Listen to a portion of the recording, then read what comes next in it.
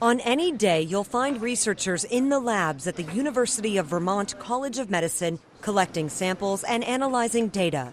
These researchers are working on part of a large nationwide study.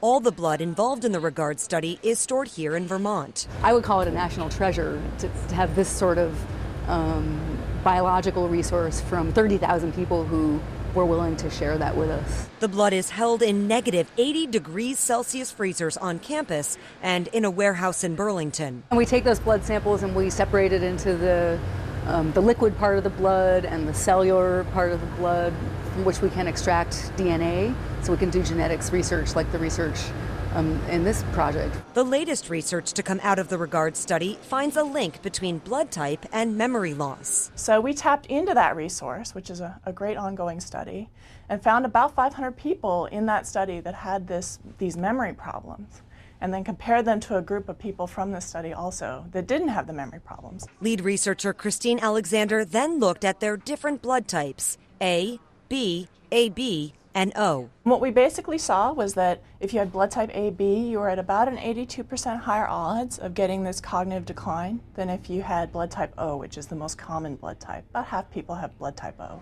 AB is the least common blood type. Researchers want to stress while there is a link between cognitive impairment and blood type, it doesn't mean that if you have AB type blood, you're going to lose your memory. It's just a risk factor, although one you cannot change.